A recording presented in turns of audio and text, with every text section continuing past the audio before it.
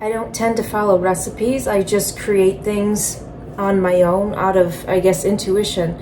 But I couldn't find a cracker, a commercially available cracker at the store with ingredients that I preferred. So I decided to make my own. I have just 2 egg whites here, just eyeballing a bit of water, maybe a couple of tablespoons worth.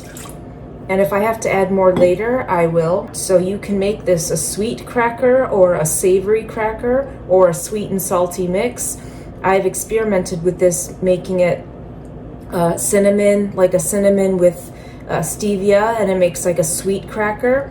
And my favorite way to do it is using an everything but the bagel type of seasoning. Before I add the seasonings though, I take a handheld milk frother and just froth the egg whites.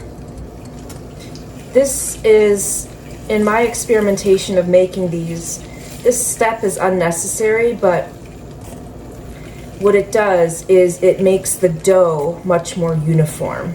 So I quite like the result, but it's not necessary that you do this step.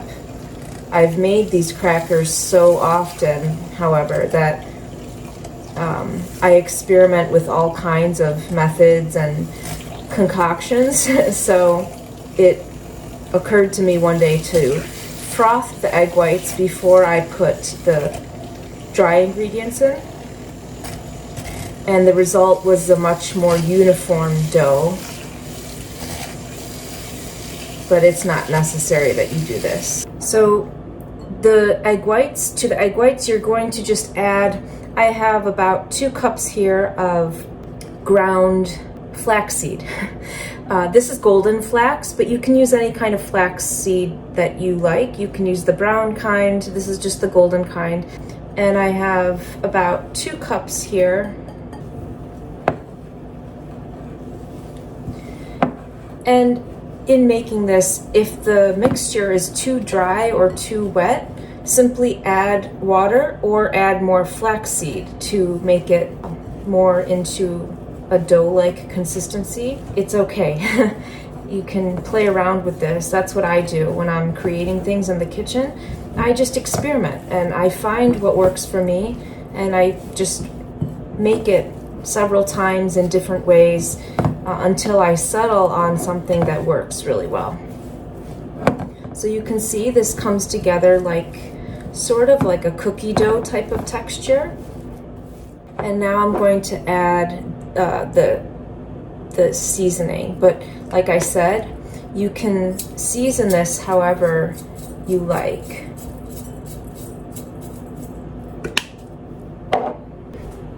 And I also like to add some cinnamon to this because I like cinnamon.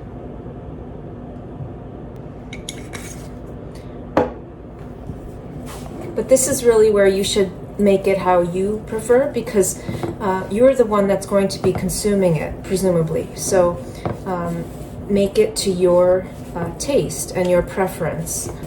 I'm going to make it to suit my taste, but you might not like these particular seasonings, or you can add anything you want. You can add nuts to this, pumpkin seeds, really anything you want. So this is what it should look like. I have my oven preheated to 350 degrees. I have a parchment lined baking dish, and this is necessary. You know I love these, the disposable food grade food handling gloves. So I'm going to take my glove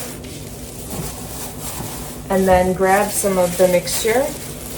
And this is how I make them into crackers. I just press it.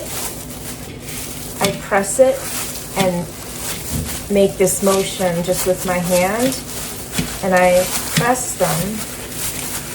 I press the dough. And when it bakes, they're so thin and wafer-like that you can almost see the pan. You can almost see the parchment paper through the cracker. So that's how I prefer it. I like the thin wafer texture. It's very crispy and light. But if you prefer a thicker, more substantial cracker, obviously make it thicker. So again, just make it how you want to make it, not necessarily what I'm doing. But I'm showing you what I do because I'm me, and this is how I do it, but you can make it your own.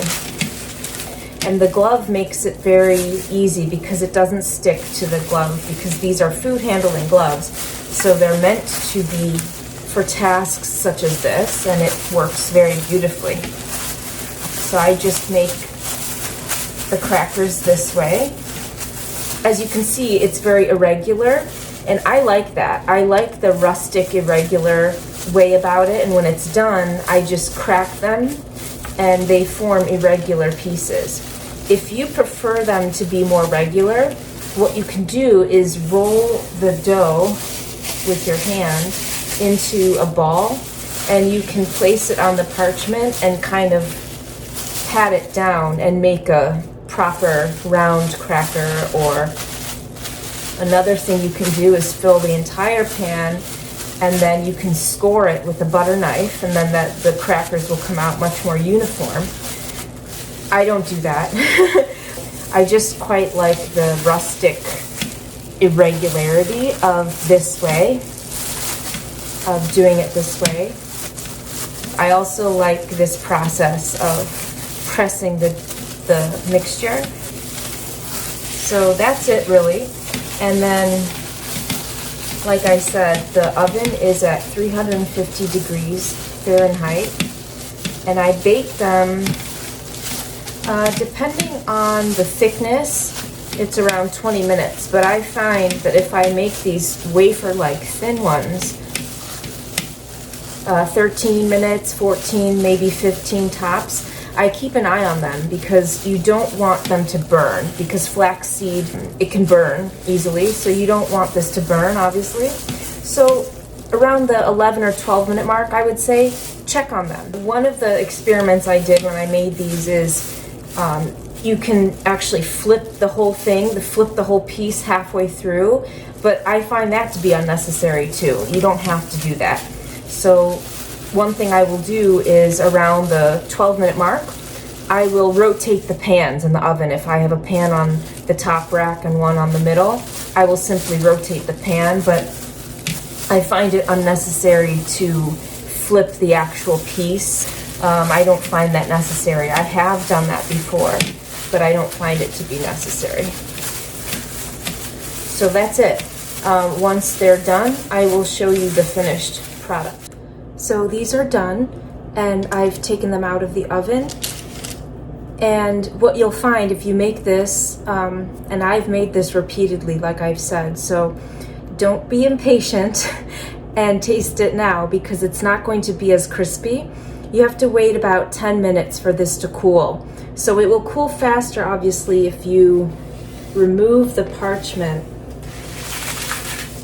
or I should say remove the pan from underneath the parchment, and then allow this to cool for about 10 minutes at least, longer if you can wait that long, and then you can eat them and play around with different incarnations of it. And you can make this thicker into, like, if you make it thicker, by the way, it will bake into a sort of flax bread, like a crisp bread, and you can use that for sandwiches. And so you can make a sort of bread that way. I prefer the cracker because, as you see from this, you see how crispy it is. It's like a wafer. And as it cools, and this is exactly what I do before I store them, I just store it in a glass container, and they're fine at room temperature. But you can also store them in the refrigerator, because flax, if you're going to store them for longer, flaxseed is prone to going rancid, so you can store them in the refrigerator for a prolonged period of time if you wish. I don't do that primarily because I consume them quicker than I would need to store them, frankly, so I don't have that need. but you can certainly store them in the refrigerator. You can freeze them and they don't change in texture. You can eat them straight from the freezer and it's just crisp like this, like a cracker. It doesn't change anything about it besides prolonging its shelf life. So I highly recommend, as it's cooling, you can see it's getting more and more crisp. So very delicious and very nutritious, and you can do endless things with this, or you can just eat them as it is, but you can dip this in anything you want or top it with anything. Just use your imagination and make it according to your preference. So I hope that you make this and enjoy it, make it, and then eat it.